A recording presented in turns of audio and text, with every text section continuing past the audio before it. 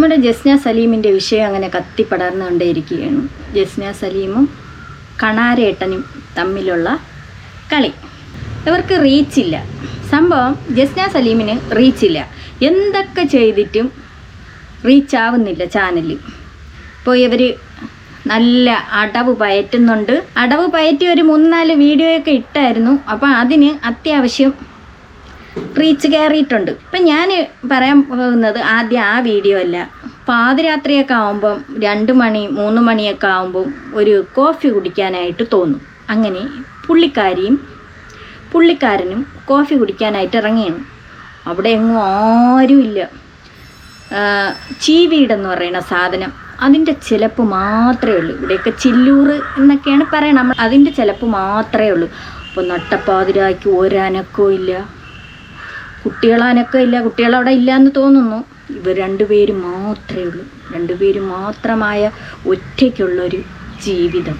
നമ്മുടെ സലീമൊക്കെ കുറേ നാൾ കൊണ്ട് അദൃശ്യനായിട്ട് ആദ്യം ദുബായിലോ അങ്ങനെ എങ്ങാണ്ടേക്ക് ആയിരുന്നെന്ന് പറഞ്ഞിട്ട് പിന്നെ അവിടെ നിന്ന് ചാടി ജയിലിലാങ്ങാണ്ടേക്ക് എന്നിങ്ങനെ അറിയപ്പെടുന്നു. സലീം കാക്ക അദൃശ്യനായിട്ട് ഇരുന്നും കൊണ്ട് അങ്ങനെ ഇരിക്കുമ്പോൾ ഫോണൊക്കെ വിളിക്കാറുണ്ട്. അപ്പം നട്ടപ്പാതിരാക്കി ചായ കുടിക്കാൻ ഇറങ്ങണത് നമുക്കൊന്ന് കാണാം.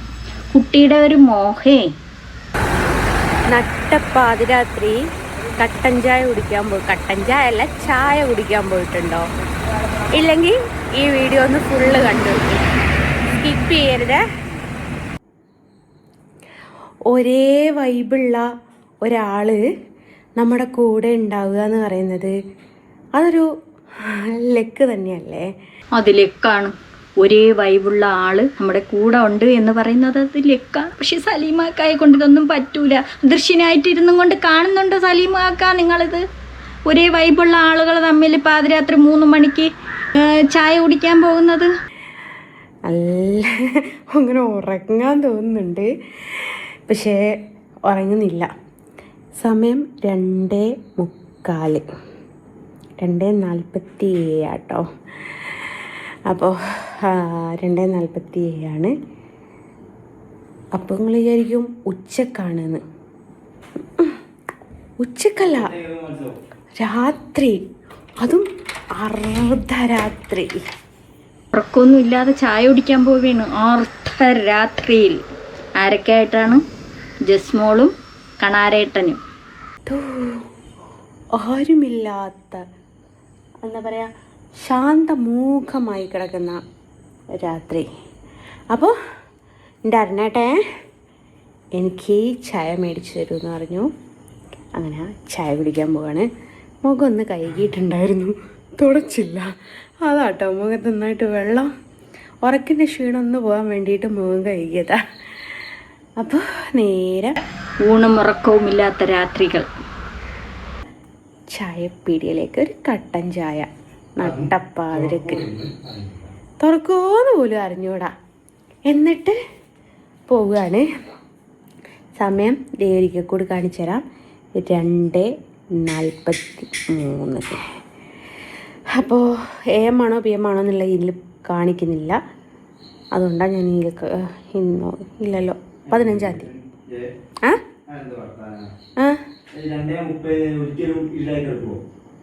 എങ്ങനെ ഇരുടായിട്ട് നിൽക്കുമോ? അല്ല, ഞാൻ ഫോണിൽ AM PM കാണിക്കുന്നില്ല എന്നാ പറഞ്ഞത്. അപ്പം അങ്ങനെയാണ് നേരെ ചായപ്പീടിയിലേക്ക്. കിടന്നാൽ ഞാൻ അവിടെ ഉറങ്ങിപ്പോവും. അപ്പം ആരെ ബോധ്യപ്പെടുത്തണോ കിടന്നാൽ എനിക്ക് എപ്പോഴും ഉറക്കണമെന്ന് അറിയിക്കണത്. പോയിട്ട് വാ. മുഖമൊക്കെ ഒന്ന് കഴുകി മെല്ലെ ഇറങ്ങിത്താ. ഞാൻ പറഞ്ഞ എനിക്കൊരു ചായ. ഒരേ വൈബുള്ള 2 പേര് വീട്ടിലുണ്ടാക്കി കുടിച്ചാൽ പോരെ. വീട്ടിൽ ചായപ്പൊടി പഞ്ചാര ഇല്ല, അങ്ങനെ കൂട്ടിയാൽ മതി. അപ്പേ ഇങ്ങോട്ട് വന്നേക്ക. അവിടെ മാറ്റാൻ കയറിയിട്ട് കുറേ നേരമായി. ഓനെ കല്യാണം ആലോചിക്കാൻ വേണ്ടിയിട്ട് പോവുന്നല്ലല്ലോ. ആര് കെട്ടാൻ കൂടെ പറയും ഓന് കല്യാണം ആലോചിക്കണം. കല്യാണവും മറുവീടും അടുക്കളയും എല്ലാം കഴിഞ്ഞ് ഇനിയാണ് കല്യാണം ആലോചിക്കണം.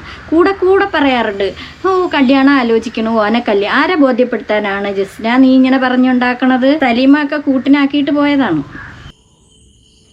പണ്ട് പേടിപ്പിക്കുന്നൊരു സാധനമില്ലേ, നത്ത് കോയിന്ന് പറഞ്ഞിട്ട്, കണാരേട്ട ഇറങ്ങണേ കൂടെ കാണാം. അപ്പോൾ നെടുളാണ്. അപ്പോൾ ചായ കുടിക്കാൻ പോട്ടെ, ബാക്കി കാറിലെത്തിയിട്ട്.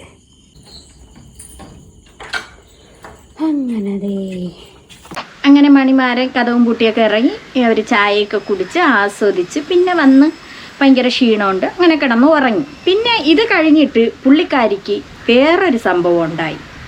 അപ്പോൾ അന്ന് ചായ കുടിക്കാൻ പോയി നല്ല സന്തോഷത്തിലൊക്കെ പോയിട്ട് വന്നതാണ്, വേറെ കുഴപ്പമൊന്നുമില്ല. അങ്ങനെയൊക്കെ പോയിട്ട് വന്നിട്ട് പുള്ളിക്കാരി ഹോസ്പിറ്റലിലായി, സുഖമില്ല, മരുന്ന് മാറി, ഇഞ്ചക്ഷൻ എടുത്തത്, ഞരമ്പ് കിട്ടൂലല്ലോ, ബ്ലഡ് എടുക്കാൻ പോകുമ്പോൾ ഞരമ്പ് കിട്ടൂല. പുള്ളിക്കാരിക്ക് പിന്നെ മൈഗ്രെയിൻ്റെ അസുഖമുണ്ട്. അപ്പോൾ മിക്കുള്ള ദിവസങ്ങളിലും ഗുളികയൊക്കെ വാരി തിന്നണതാണ്. അങ്ങനെ മൈഗ്രെയിൻ്റെ അസുഖത്തിന് ചികിത്സിക്കാനായിട്ട് പോയി. എന്നാലും ആ ഹോസ്പിറ്റലിലെ നഴ്സുമാരായിരുന്നാലും ഡോക്ടറായിരുന്നാലും ഇങ്ങനത്തെ ഒരു ചതി ചെയ്യേണ്ടായിരുന്നു. കുട്ടിയുടെ കാലിൽ കുത്തിവെച്ച് ഞരമ്പ് കിട്ടുന്നില്ല കയ്യിൽ. അങ്ങനെ കാലിൽ ട്രിപ്പ് പോലെ ഒരിക്കൽ എങ്ങോട്ടൊക്കെ ഇട്ടേക്കണുണ്ട്. അങ്ങനെ എന്തൊക്കെയോ ആയി, അങ്ങനെ മന്ത് കാലായെന്നോ എന്നൊക്കെ പറയുന്നുണ്ട്. ഹോസ്പിറ്റലിൽ നിൽക്കണാരാണ് നമ്മുടെ കണാരേട്ടൻ. കഷ്ട സലീമൊക്കെ അവിടെ നിന്ന് വിഷമിക്കുന്നുണ്ടാവും, എൻ്റെ കുട്ടിക്ക് എന്താന്ന് തോന്നും പറഞ്ഞും കൊണ്ട്. കുഴപ്പമില്ല, കണാരേട്ടൻ നോക്കുന്നുണ്ടല്ലോ. ആരോടും പ്രത്യേകിച്ച് പറയേണ്ട കാര്യമില്ല, എന്നാലും ഞാൻ ഒന്നുകൂടി പറയാണ്. ജസ്ന സലീം ഈ കിടക്കുന്നത് എന്താണെന്ന് വെച്ചാൽ കൊയിലാണ്ടി സൂപ്പർ സ്പെഷ്യാലിറ്റി ഹോസ്പിറ്റലിൽ വെച്ച് അവിടുത്തെ ഒരു നേഴ്സ് ഇഞ്ചക്ഷൻ മാറിക്കുത്തിയതിന് ശേഷം അവളുടെ കാല് ബൾജായാലും കൂടി വീങ്ങി, ഒരു എന്താ പറയുക, മന്ത് പിടിച്ച ആൾക്കാരുടെ കാല് പോലെ എല്ലാം കൂടി. ആ കൊച്ചിനെ കിടക്കാൻ നമ്മയ്ക്കൊന്നുമില്ല, എൻ്റെ കൈ പിടിക്കണു, എന്തെല്ലാം കാണിക്കണു, കൂട്ടിപ്പിടിക്കണു. ഇത് കഷ്ട സലീമാക്ക, നിങ്ങൾ ഇതൊക്കെ എങ്ങനെ കണ്ടോണ്ട് അവിടെ നിൽക്കുന്നത്? എങ്ങനെ ഇതൊക്കെ സഹിക്കും? വേറൊരാൾ, ഒരു അന്യ പുരുഷൻ കയറി കയ്യിലും കാലിലൊക്കെ പിടിക്കണമെന്ന് പറഞ്ഞു. അങ്ങനെ ഗവൺമെൻറ് ഹോസ്പിറ്റലിൽ പോയപ്പോൾ അവിടുത്തെ അവർ പറഞ്ഞെന്താ വെച്ചാൽ മരിച്ചു പോകുന്നവരെ സാധ്യത ഉണ്ടെന്നാ. നിങ്ങൾ കിടത്തുന്നതല്ലോ, മരണത്തോട് മല്ലടിച്ച് കിടക്കുക. അത്ര മരിച്ചു, ജസ്ന സലീം മരിച്ചു പോകൂന്ന് പറഞ്ഞ് മരണത്തോട് മല്ലടിച്ച് സക്രശ്വാസം വലിക്കുന്നു. സക്രശ്വാസം വലിക്കുന്നു ജസ്ന. നിങ്ങൾ കണ്ടായത്? എന്താ പറയുക, ഒരു സ്ഥലത്തേക്ക് നടക്കുമ്പോഴേക്ക് കാല് വീങ്ങി വരിക. ആ ഒരു എന്താ കൊയിലാണ്ടി ടോളിൻ്റെ അടുത്തുള്ള സൂപ്പർ സ്പെഷ്യാലിറ്റി ഹോസ്പിറ്റലിലെ നേഴ്സ്, ആ ഒരു നേഴ്സ് ശ്വാസം മാത്രമേ ഉള്ളൂ. നമ്മളെ കണാരേട്ട ഇങ്ങനെ തട്ടുമ്പോൾ മാത്രം കണ്ണു തുറക്കുന്നുണ്ട്, അനങ്ങുന്നുണ്ട്. പാവം. ഇവിടെ ഈ അനുഭവിക്കുന്ന വേദനയും കാര്യങ്ങളും ഇതിൻ്റെ പേരിൽ സ്റ്റേഷനിൽ, അതായത് കൊയിലാണ്ടി പോലീസ് സ്റ്റേഷനിൽ കംപ്ലൈൻറ്റ് കൊടുത്തിട്ട് അവിടെയുള്ള അവർ വരെ ഈ പോളി ക്ലിനിക്കിലുള്ള സ്ഥാപനത്തിനോട് മാത്രം കൂറും കാര്യങ്ങളും കാണിക്കാൻ നമുക്കൊരു വേണ്ട നടപടിയോ നീതിയും കാര്യങ്ങളൊന്നും തരുന്നില്ല. അന്ന് അവിടെ പോയപ്പോൾ അവർക്ക് സപ്പോർട്ട് ചെയ്ത് പറയുന്നത് ഈ ഒരു ഗതി ഇനി വേറൊരാൾക്ക് വരാൻ പാടില്ല. ആ ഒരു നേഴ്സ് കാരണം ഇവൾ ഈ കിടന്ന് അനുഭവിക്കുന്ന വേദന എന്ന് പറഞ്ഞാൽ കണ്ടാലേ മനസ്സിലാവുള്ളൂ. ഒട്ടും വയ്യ, രണ്ട് കൈയും കൂട്ടി പിടിക്കുന്നുണ്ട്, ഇറുക്കിയ മർത്തി പിടിക്കുന്നുണ്ട് നമ്മളെ കണാരേട്ടായി. ഒരു 2-3 സ്റ്റെപ്പ് നടന്ന് പോകുമ്പോഴേക്ക് ഇവർക്ക് ഈ ഒരു വേദന വന്നു കഴിഞ്ഞാൽ പിന്നെ നടക്കാനാവില്ല, കാല് വീങ്ങി വരിക ചെയ്യുക. അന്ന് അവിടെ പോയിട്ട് പരാതി കൊടുത്തതിന് ശേഷം അവിടുത്തെ സാറ് ഇവൾക്ക്, അതായത് ഇവൾക്ക് ഹോസ്പിറ്റലിൽ ചിലവാകുന്ന, അതായത് ട്രീറ്റ്മെൻറ്റിന് ചിലവാകുന്ന എല്ലാവിധ ചിലവും സലീമാക്ക, കണാരേട്ടൻ കൂടെ കയ്യിലൊക്കെ പിടിക്കുന്നുണ്ട്. സലീമാക്ക ഇത് കാണുന്നില്ലേ? എന്നാലും സുഹൃത്താണെന്നും പറഞ്ഞും കൊണ്ട് ആ സുഹൃത്തിനെ വീട്ടിൽ ഒറ്റയ്ക്കാക്കിയിട്ട് വർഷങ്ങളായി നമ്മളെ സലീമാക്ക ഗൾഫിൽ പോയി കിടക്കുന്നത് ശരിയല്ല. കാര്യങ്ങളും സൂപ്പർ സ്പെഷ്യാലിറ്റി ഹോസ്പിറ്റൽ, കൊയിലാണ്ടിലെ സൂപ്പർ സ്പെഷ്യാലിറ്റി ഹോസ്പിറ്റലിലെ അവർ ചിലവഴിക്കണം എന്നാണ് പറഞ്ഞത്. അതിനുശേഷം അഗ്രിമെൻറ്റും കാര്യങ്ങളൊക്കെ ചെയ്തിട്ടാണ് അവിടുന്ന് വിട്ടതും. അതിനുശേഷം അവരൊരു എൻക്വയറി നടത്താനോ അല്ലെങ്കിൽ എങ്ങനെയുണ്ടെന്ന് അന്വേഷിക്കാനോ ഒരു കാര്യത്തിനും വന്നിട്ടില്ല. അതിനു വേണ്ടിയുള്ള ഒരു നടപടിയോ അല്ല എന്തെങ്കിലും പറ്റിയിട്ടുണ്ടോ അല്ലെങ്കിൽ ഇപ്പോഴും ആ വേദന ഉണ്ടോ എന്ന് പോലും അന്വേഷിച്ചിട്ടില്ല. ഇതിന് മുമ്പേ ആ ഒരു ഗൂഗിളിൽ സെർച്ച് ചെയ്ത് നോക്കിയാൽ അതിൻ്റെ റിവ്യൂ കേട്ടാൽ പല പ്രശ്നങ്ങളും കാര്യങ്ങളും ഉണ്ട് അവിടെ. അപ്പോൾ ഇതാണ് അന്ന് അവിടെ നിന്ന് കാല് ഇഞ്ചക്ഷൻ ചെയ്തതിന് ശേഷമുള്ള ആ ഒരു അവസ്ഥ. നിങ്ങൾ തന്നെ കണ്ടാൽ അറിയാം ആ ഒരു കാലിൻ്റെ വീക്കവും കാര്യങ്ങളൊക്കെ. അപ്പം അത്രത്തോളം ആ ഒരു നേഴ്സിനോട് ചെയ്യരുത് ഇതാക്കരുത് എന്നൊക്കെ പറഞ്ഞ് ആ ഒരു കാര്യം ചെയ്ത് കാലിങ്ങനെ ആക്കി വെച്ച് ആ നേഴ്സിനോടൊക്കെ എന്തെന്നാ പറയേണ്ടത്. ഞാനിപ്പോൾ ഈ വീഡിയോ വന്ന് നിങ്ങൾക്ക് കാല് കാണിച്ചു തരാനോ അല്ലെങ്കിൽ ഈ കാലിങ്ങനെ കണ്ടിട്ട് സന്തോഷിക്കാനോ സങ്കടപ്പെടാനോ ഒന്നുമല്ല. നാളെ ശരിയാണ്, നല്ല നീരുണ്ട്, കാല് ബ്ലഡ് ഓട്ട ഇല്ല, മുറിച്ച് കളയണമെന്നാണ് പറയണത്. മിക്കവാറും മുറിച്ച് ജസ്നയുടെ കാല് മുറിച്ച് കളയേണ്ടി വരും എന്ന് അവർ തന്നെ വന്നിരുന്ന് വീണ്ടും ഒക്കെ പറയുന്നുണ്ട്. ഈ ഒരു കാരണം കൊണ്ട് അല്ലെങ്കിൽ ഇവള് മരണപ്പെട്ടു പോയാൽ മരിക്കുമെന്ന് വരെ പറഞ്ഞു. ഇത് ജസ്ന മരിക്കുമെന്നാണ് പറയണത്. അതിന് പൂർണ്ണ ഉത്തരവാദിത്വം കൊയിലാണ്ടി സൂപ്പർ സ്പെഷ്യാലിറ്റി പോളിക്ലിനിക്, അതായത് കൊയിലാണ്ടി ടോളിനടുത്തുള്ള സൂപ്പർ സ്പെഷ്യാലിറ്റി ഹോസ്പിറ്റലിലെ ജീവനക്കാരും അവിടുത്തെ ഓണറും. കാരണം അവർ ബ്ലഡ് ഓട്ട ഇല്ല, ബ്ലഡ് ഓട്ട നിലച്ച് കറുത്ത് മുട്ടിൻ്റെ അതുവരെ കാല് കറുത്തിരിക്കുന്നുണ്ട്. അതുകൊണ്ട് അവിടെ നിന്ന് മുറിച്ച് മാറ്റണമെന്നാണ് പറയണത്. കാലിലെ കോലനിലകൾ നോക്കും, ഒരു തരം മന്ദ പിടിച്ച ആളെ പോലെ ആയിപ്പോയി കാലെല്ലാം കൂടി. ഈ ഒരു ഗതി ഇനി ഒരാൾക്കും പോരാത്തതിന് അത് ചോദിക്കാൻ പോയ എന്നാ ഒരു ഹോസ്പിറ്റലുകാരുടെ അടുത്ത് ഇതുപോലെ അവരെ റെക്കോർഡൊക്കെ പുറത്ത് വന്നായിരുന്നു. അവരുടെ അടുത്ത് വിളിച്ച് തിരക്കിയപ്പോൾ പറഞ്ഞത് ഇതവർ കൂടെ ഇവരെ അഭിനയമാണ് ഇങ്ങനെ എന്നൊക്കെ പറഞ്ഞുകൊണ്ടൊക്കെ അവർ പുറത്ത് വിട്ടായിരുന്നു. ഇവരെ കള്ളത്തരമാണ്, ഇവർക്ക് റീച്ചിന് വേണ്ടി അവർ കാണിക്കുന്നതാണ് എന്നൊക്കെയാണ് പറയണത്. പിന്നെ അതിനുശേഷം നമ്മളെ കണാരേട്ടൻ വന്നിരുന്നു കൊണ്ട് പറയുന്നുണ്ട്. പിന്നെ അതൊന്നും കേൾക്കാം, നമുക്ക് ആർക്കും വരുന്നൊരു അവസ്ഥയാണിത്. അവളെ കാണിച്ചുതരാം, അവള് എണീച്ചില്ല.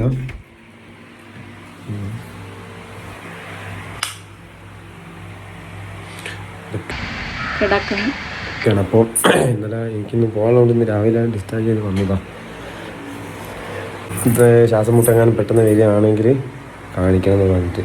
അപ്പോൾ എനിക്ക് ഓട്ടം പോകാനുള്ളതിനെ കൊണ്ട് ഞാനിങ്ങ് പോരുകയും ചെയ്തു. പുള്ളിക്കാരന് ജോലിക്ക് പോകാനും പറ്റണില്ല, ജസ്നയെ നോക്കിക്കൊണ്ടിരിക്കണം.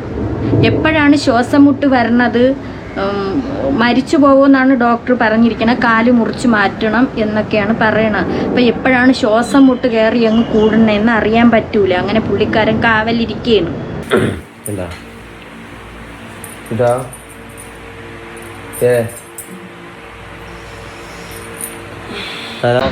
എന്തൊരു കെയറിങ്, രണ്ടുപേരും ഒരേ വൈബിലുള്ളവര്.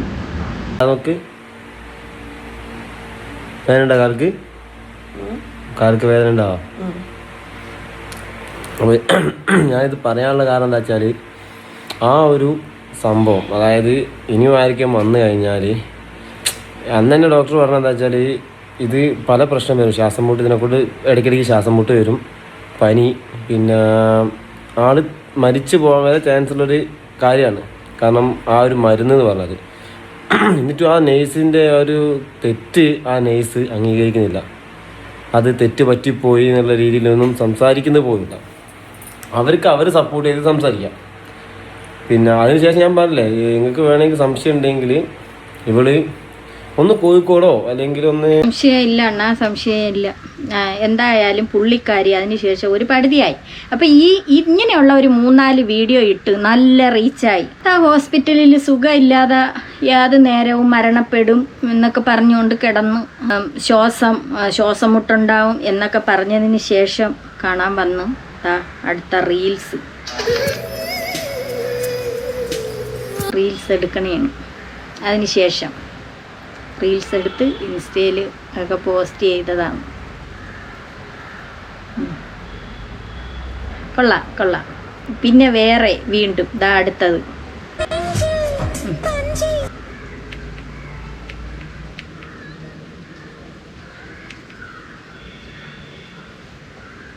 ഇതാണ് അവരെ പരിപാടി. സുഖമില്ല എന്ന് പറഞ്ഞുകൊണ്ട് ജനങ്ങളെ പറ്റിക്കും. അപ്പം അവർ കയറി ഇങ്ങനെ കാണും. ആ ഹോസ്പിറ്റലിനെ നാണം കെടുത്തിയതിനും പിന്നെ അതിനുശേഷം കാണിക്കുന്നതാണ്. ആ ഹോസ്പിറ്റലിനെ അത്രത്തോളം കാണിച്ചതിന് അവർ നിയമപരമായിട്ട് മുന്നോട്ട് പോകണം. നാണം കെടുത്തിയതിനും അതുപോലെ ഇല്ലാത്ത കാര്യങ്ങൾ ഹോസ്പിറ്റലിനെ കുറിച്ച് പറഞ്ഞതിനും ഹോസ്പിറ്റലുകാർ നിയമപരമായിട്ട് മുന്നോട്ട് പോവുക തന്നെ വേണം. അതിൽ അവർ തന്നെ പറയുന്നുണ്ട്, ഇത് വെറുതെയാണ്, ഇവരെ വീഡിയോ വൈറലാവാൻ വേണ്ടി, ഇവർക്ക് റീച്ചിന് വേണ്ടിയൊക്കെയാണ് ഇവർ ഈ കാണിച്ചു കൂട്ടുന്നത്. എന്തൊക്കെ കാണിച്ചിട്ടും റീച്ച് കിട്ടുന്നില്ല. അടുത്തത് അതും കാണിച്ച് അങ്ങനെ പോയി ആ കാലിൻ്റെ ഇതൊക്കെ കണാരേട്ടൻ സംസാരിച്ച് അവൾ ആ വീഡിയോയൊക്കെ കാണിച്ചതിന് ശേഷം വീണ്ടും അതിൻ്റെ പിറ്റേന്ന് വീണ്ടും പോകുന്നുണ്ട്. ഇനി എന്തിനാണ് ഇങ്ങനെ പോയി അവിടെ ഹോസ്പിറ്റലിൽ കിടന്ന് വീണ്ടും കയ്യിലാണ് കുത്തണത്, വീണ്ടും തലവേദനയാണ് എന്നൊക്കെ പറഞ്ഞുകൊണ്ട് വീണ്ടും വീഡിയോ എടുത്തിട്ടുണ്ട്. അത് ഷോർട്സ് ആയിട്ടിട്ട് വീട്ടിൽ വന്നതിന് ശേഷം വീണ്ടും വീഡിയോ ഒക്കെ ഇടാനുള്ള പ്ലാനാണ്. അപ്പോൾ വീണ്ടും റീച്ച് കയറും. കള്ളത്തരം. ചോദിക്കുന്നുണ്ട് ഇപ്പം അമ്മേൻ്റെ അവസ്ഥ എങ്ങനെയുണ്ട്, കാല് സുഖമാകുന്നില്ല. അപ്പോൾ ഇതാണ് എൻ്റെ ഇപ്പോഴത്തെ അവസ്ഥ. കാലുവേദന പിന്നെയും വന്ന് കാല് നിലത്ത് വെക്കാനേ ആവുന്നില്ല. അതുകൊണ്ട് ശ്വാസം മുട്ടും. അപ്പോൾ ഹോസ്പിറ്റലിൽ കഴിഞ്ഞ് വെയിൻ കിട്ടാനൊക്കെ കുറേ ബുദ്ധിമുട്ടി. ലാസ്റ്റ് വെയിൻ കിട്ടാനൊക്കെ കൊണ്ടുവന്നിട്ടാണ് വെയിൻ കിട്ടിയത്. അപ്പോൾ ഉമ്മ പൂനൂരാണില്ലേ, അപ്പോൾ ഞാനും വാക്ക് നമുക്ക് കാലുവേദന കൂടിയിട്ട് ഞങ്ങൾ കൊണ്ടുവന്നതാണ്. അപ്പോൾ കാല് നിലത്ത് വെക്കാൻ പറ്റുന്നില്ല എന്ന് പറഞ്ഞു. അതുകൊണ്ടൊപ്പം ശ്വാസം മുട്ടും. ഞാൻ പൂണൂരാണ്, മോനാണ് സംസാരിക്കണ. കണാരേട്ടൻ കൂടെ ഉണ്ട്. ഉമ്മായ സുഖമില്ലാതെ കൊണ്ടുവന്ന്. അല്ല ഞാൻ ചോദിക്കട്ടെ, ജസ്നേരെ ഉമ്മ അവിടെ ഉണ്ടല്ലോ, ഈ കണാരേട്ടൻ തന്നെ വന്ന് നിൽക്കണമെന്നുണ്ടാ? അവർ രണ്ടുപേരേ ഉള്ള ആ വീട്ടിൽ. കണാരേട്ടനും ജസ്നയും മാത്രമേ ആ വീട്ടിലുള്ളൂ. കുട്ടികൾ പോലും അവിടെ ഇല്ലെന്നാണ് തോന്നണത്. അപ്പോൾ വേഗം അവിടെ കൊണ്ടുവന്നു. എല്ലാവരും ഒന്ന് പ്രാർത്ഥിക്കുകയാണ് നമുക്ക് വേണ്ടിയിട്ട് ഒരു മാറാൻ. കാരണം ഒന്നും പറ്റുന്നില്ല, കാലം നിട്ട് കൊനേ ആവുന്നില്ല, നടക്കാനേ ആവുന്നില്ല, വണ്ടി ഓടിക്കാനേ ആവുന്നില്ല. അപ്പോൾ ആകെ ബുദ്ധിമുട്ടി കിടക്കുകയാണ്. എല്ലാവരും പ്രാർത്ഥിക്കാം മക്കളെ. പ്രാർത്ഥിക്കുന്നത് കൊണ്ട് ഉമ്മാരെ അടവാണ് എന്നാണ് തോന്നുന്നത്. ഇതാ അടുത്ത ഒരു വീഡിയോ ഇതാ ചിരിക്കണം. ഗായ്സ്, ജെസിമോള് മറ്റേ ഇംഗുലാം സിന്ദാബാദ് കളിക്കാൻ വന്നു. എന്തൊരു ട്രിപ്പ് ഇട്ടേക്കുന്നു. ഇത്രയും ഇറുവി കിടക്കണ കാപ്പ് കണക്കത്തെ വള, അത് ചെമ്പ് നരച്ചിരിക്കണം, അത് ഇറുക്കിയിട്ടിരിക്കുകയാണ്. എങ്ങനെയൊക്കെ ഉണ്ടെങ്കിലും അതിനെ കുത്തി കയറ്റിയെങ്കിലും ഒക്കെ അവിടെ ഒട്ടിച്ച് വെക്കും. കയ്യിലായാലും കാലിലായാലും കഴുത്തിലൊക്കെ കുറേ ചരടെങ്കിലും ഒക്കെ വാരിക്കെട്ടുണ്ടാ.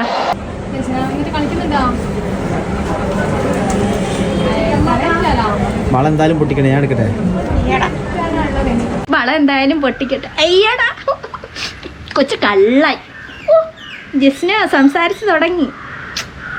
രണ്ടാമത് വീണ്ടും സുഖമില്ലാതായി ഹോസ്പിറ്റലിൽ കൊണ്ടുപോയി രാത്രിയിൽ. പിന്നെ നേരത്തെ മോൻ സംസാരിച്ചു വന്നിരുന്നുകൊണ്ട് നമ്മളവിടെ ഇല്ല, നമ്മൾ പൂണൂരാണ്, അവിടെ ഉമ്മായും നമ്മളെ കണാരേട്ടനും മാത്രമേ ഉള്ളൂ എന്നൊക്കെ പറഞ്ഞുകൊണ്ട് മോനെ സംസാരിച്ച് എല്ലാവരും പ്രാർത്ഥിക്കണമെന്നൊക്കെ പറഞ്ഞു. പിന്നെ കുറച്ച് കഴിഞ്ഞപ്പം പുള്ളിക്കാരി കണ്ട കണാരനുമായിട്ട്. ഇതെന്താണെന്നറിയോ ഗൈസ്, ഇന്നലെ പുലർച്ചയ്ക്ക് 2 മണിക്ക് തലവേദന വന്നു. ഇഞ്ചക്ഷൻ ചെയ്തിട്ട് ഇൻഫെക്ഷൻ ആയതാ ഗൈസ്. ഞങ്ങൾ രണ്ടാളുണ്ട്. തലവേദന വന്നിട്ട് ഇൻഫെക്ഷൻ ആയത്. ഇതെന്തൊക്കെയാണ് പറയണേന്ന് ചോദിച്ചാൽ അറിഞ്ഞു.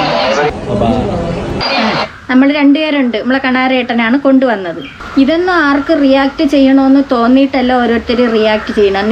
നിന്റെ കണാരേട്ടൻ്റെയും അഭിനയവും അതുപോലെ നിങ്ങളെ വായിൽ നിന്ന് വീഴുന്ന വാക്കുകളാണ് ഇതെല്ലാം സംഭവിക്കുന്നത്. ഓരോരോ അഭിനയങ്ങൾ. സുഖമില്ലെന്നും പറഞ്ഞുകൊണ്ട് ഒരു ഹോസ്പിറ്റലിൽ പോയി കിടന്നിട്ട് റീച്ചിന് വേണ്ടിയിട്ട് കാണിച്ചു കൂട്ടുന്ന കോലങ്ങൾ, ഇതൊക്കെ ജനങ്ങൾക്ക് മനസ്സിലാവും. കള്ളക്കളികൾ സലീമാക്കെല്ലാം കാണുന്നുണ്ടല്ലോ അല്ലേ?